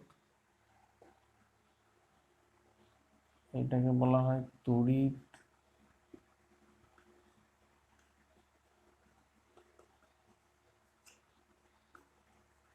পরিবাহী রোধ। তাহলে এই গোটাটাকে বলা হবে তাপ পরিবাহী রোধ। তাহলে এটাকে অনেক সময় এরকম লেখা হয়, এখানে লিখছি এইচ সমান H by T, θ2 minus θ1 by 1 by K into L by A. এটাকে লেখা যেতে পারে তাহলে θ2 মাইনাস θ1 বাই আর এইচ। আর এইচটা কি, তাহলে পেলাম আর এইচ তাপ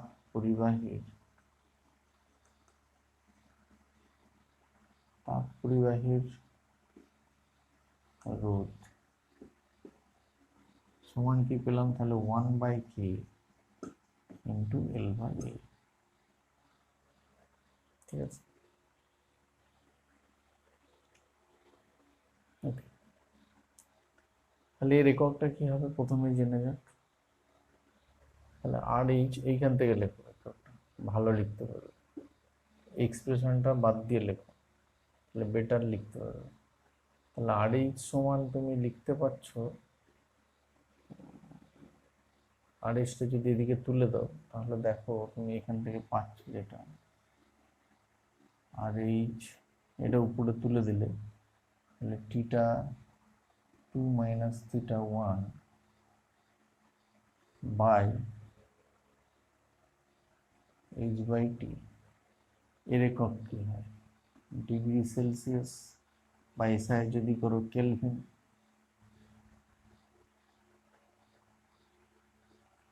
আর একক কি একটু আগে বললাম ওয়াট, জুল পার সেকেন্ড, তাহলে এটা হয়ে গেল ওয়াট এসআই। তাহলে তুমি কি লিখতে পারো, এর একক লিখতে পারো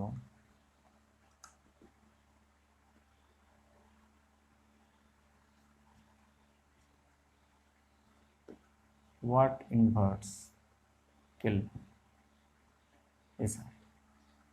যদি সিজিএসে জানতে চাই তাহলে এটা কি হয়ে যাবে ক্যালোরি পার সেকেন্ড, তাই না? তাহলে ক্যালোরি পার সেকেন্ড, সেকেন্ডটা উপরে উঠে যাবে, নিচে ক্যালোরি থাকবে, তাহলে হয়ে যাবে ক্যালোরি ইনভার্স সেকেন্ড, তার সাথে এটা হয়ে যাবে ডিগ্রি সি, ডিগ্রি সিজিএস।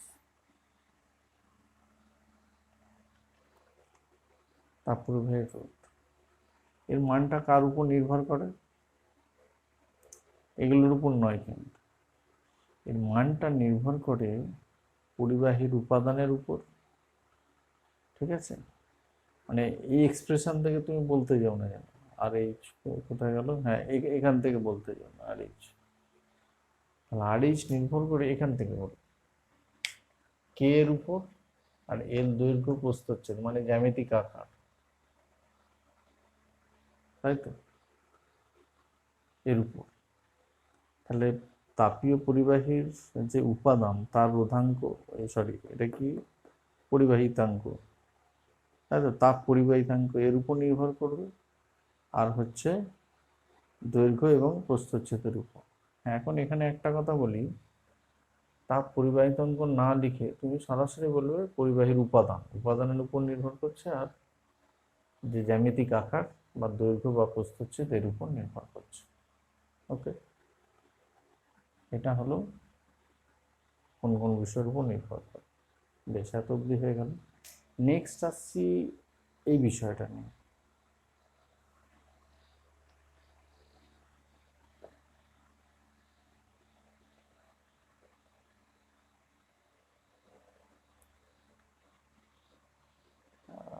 এখানে আছে, আচ্ছা, এই যে তড়িৎ পরিবাহীর রোধ আর সমান আমরা কি পেয়েছিলাম, রো ইন্টু L/A। এই রোটাকে কি বলা হয়, রো হচ্ছে তড়িৎ পরিবাহীর উপাদানের রোধাঙ্ক।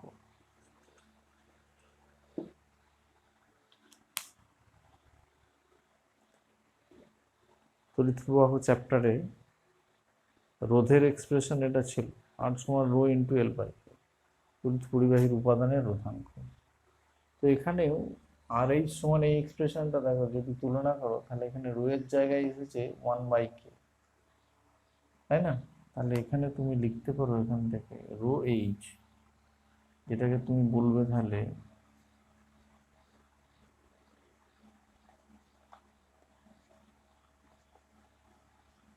তাপ পরিবাহীর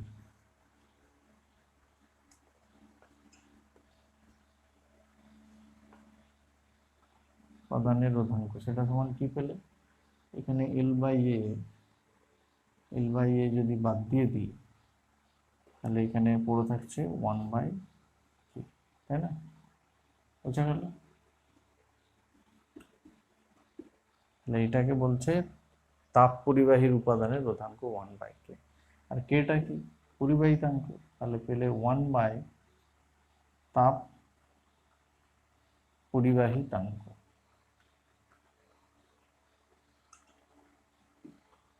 কখন 1/k কখন হলো? যখন এল আর এ 1 হয়ে গেল। এল সমান 1 আর এ সমান 1 বসালে তুমি পেয়ে গেলে রো এইচ সমান 1/k। এখান থেকে তুমি এর সংজ্ঞাটা দিতে পারো, যদি কখনো জিজ্ঞেস করে তাপ পরিবাহীর উপাদানের রোধাঙ্ক কাকে বলে, তাহলে তুমি কি বলবে? কোনো তাপ পরিবাহীর দৈর্ঘ্য একক এবং প্রস্থচ্ছেদ একক হলে, মানে ক্ষেত্রফল একক হলে, বা একক বাহু বিশিষ্ট কোনো ঘনকের বলতে পারো। তাহলে কোনো কঠিন পদার্থের তৈরি একক বাহু বিশিষ্ট কোনো ঘনকের তাপ পরিবাহিতাঙ্কের অনন্যককে, যেহেতু 1/, আছে, এটাকে গণিতের ভাষায় বলা হয় অনন্যক।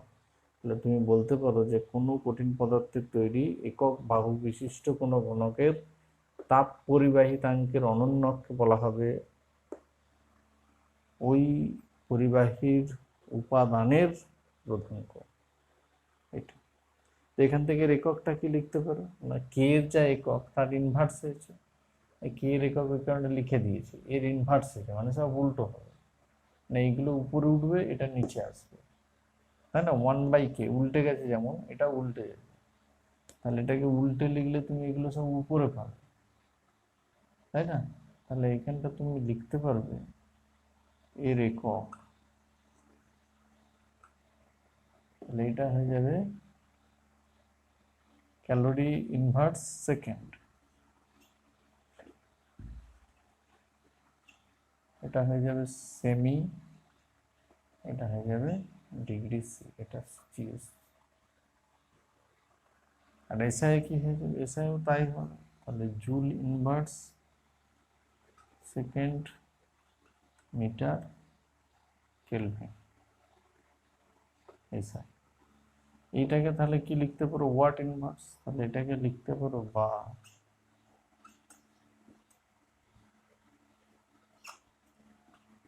ওয়াট ইনভার্স, এই গোটাটাকে জুল পার সেকেন্ড কি ছিল? ওয়াট, তাহলে জুল ইনভার্স সেকেন্ড হয়ে যাবে ওয়াট ইনভার্স, তার সাথে মিটার এবং kelvin, watt inverse metre kelvin.